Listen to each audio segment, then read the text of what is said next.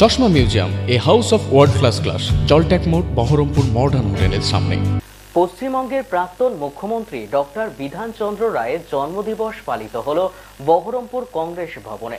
এদিন সকালে প্রদেশ কংগ্রেসের সভাপতি অধীর রঞ্জন চৌধুরী ডক্টর বিধানচন্দ্র রায়ের ছবিতে মাল্যদান করে তার স্মৃতিচারণা করলেন।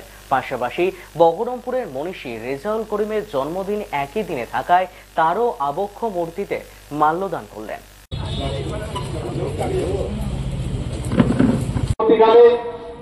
প্রেসিডেন্সি কলেজ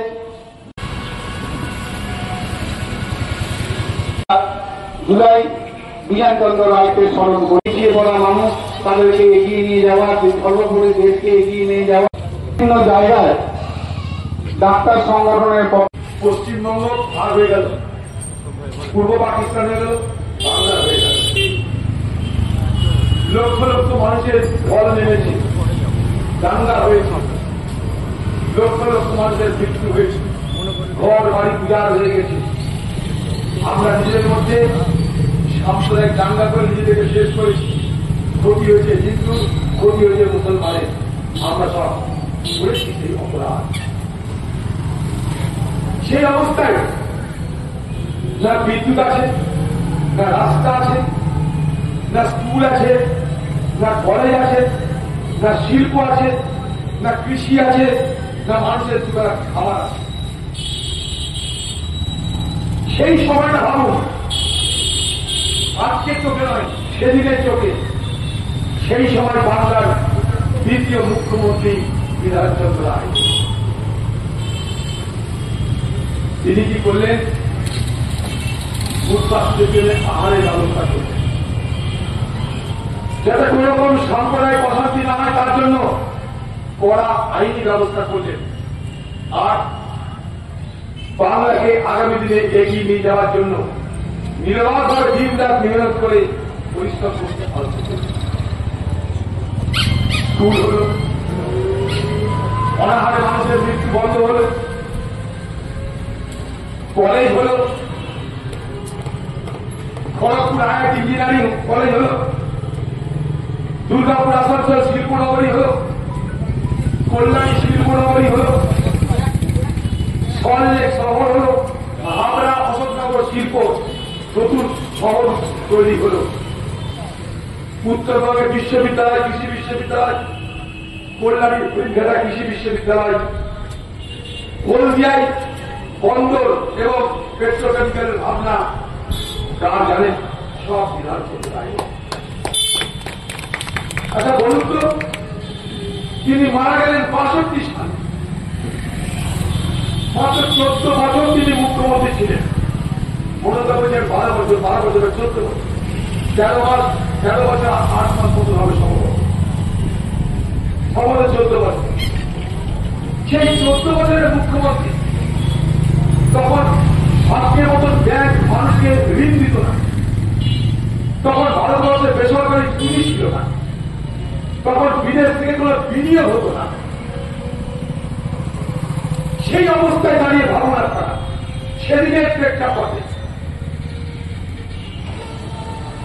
যে আমাদের এই রাজ্যে আমরা আইআইটি ইনস্টিটিউট অফ টেকনোলজি করতে পারলাম, যেটা আজও ভারতবর্ষের কয়েকটা প্রতিষ্ঠানের মধ্যে একটা প্রতিষ্ঠান। আজকে গুগলসের মালিক, গুগল যারা পরিচালনা করে সুন্দর পিছাই, সে এই খড়গপুর শিক্ষা প্রতিষ্ঠানের ছাত্র। সেদিন তিনি বুঝেছিলেন যে বাংলার মানুষকে শিক্ষিত করতে না পারলে আমরা এগোতে পারব না। তাই শুরু করলে স্কুল, কলেজ, শিক্ষার ব্যবস্থা, স্বাস্থ্যের ব্যবস্থা। কারণ তিনি বিশ্বাস করতেন একটা দেশকে প্রকৃত অর্থে শক্তিশালী করতে গেলে দরকার স্বাস্থ্য, দরকার শিক্ষা। সেই বিশ্বাস থেকে শুরু করেছিলেন শিক্ষা এবং স্বাস্থ্যের প্রসার।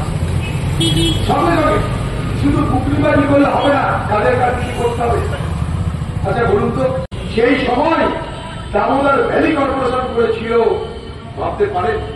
তারপরে একটা হলো শিল্প শহর, তারপরে একটা হলো শিল্প শহর। চপ শিল্প হলো, দারু শিল্প হলো, অনেক কিছু হলো, চা বিক্রি করার শিল্প হলো, কিন্তু দুর্গাপুরা সত্তর হলো কি? আজকে আমাদের রাজ্যে ছেলেরা রুগীর জন্য বাইরের রাজ্যে ছুটে যায়। সেদিন বিধানচন্দ্র রায়ের বাংলায় সব ভারতবর্ষের যুবকরা ছুটে আসলে রুগীর জন্য। এটা তিনি তৈরি করতে পেরেছিলেন। তার ইচ্ছা শক্তি, তার ভাবনা শক্তি এবং ভবিষ্যতের প্রতি তার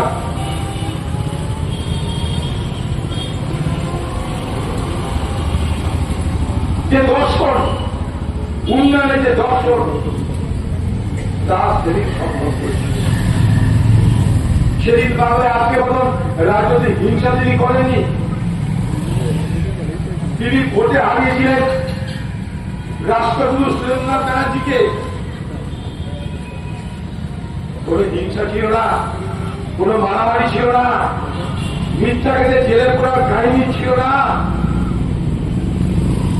ভোট দিলে খাতির, ভোট না দিলে খাতির পড়া, এ রাজনীতি ছিল না। কারণ তারা চেয়েছিলেন সর্বব্যাপী উন্নয়ন, সর্বব্যাপী মানুষের কল্যাণ। তাই যে কথা দিয়ে শুরু করেছিলাম সেই কথাতে ফিরে আসছি। আজকে যারা রাজনীতিবিদ তারা নির্বাচনের কথা ভাবে, বিধানচন্দ্র রায় নির্বাচন নয়, ভবিষ্যৎ প্রজন্মের কথা ভেবেছিলেন। আজকে যারা রাজনীতিবিদ দে থিঙ্ক ফর ইলেকশন, কিন্তু যারা স্টেট না হয় সে অলওয়েজ থিঙ্ক ফর জেনারেশন। তাই তাদের সেই ভাবনা বেঁচে থাকুক, তাদের সেই ভাবনা আগামী প্রজন্মের মধ্যে প্রবেশ করুক। বিধানচন্দ্র রায়কে আরো বেশি করে বাংলার ভবিষ্যৎ প্রজন্মের কাছে প্রতিষ্ঠিত করা হোক, জানানো হোক। আমরা এটা চাই। বিধানচন্দ্র রায়কে হারিয়ে দেওয়া হয়, তবে বিধানচন্দ্র রায়কে সামনে রাখলে বাকি সব মূর্তি ম্লান হয়ে যাবে।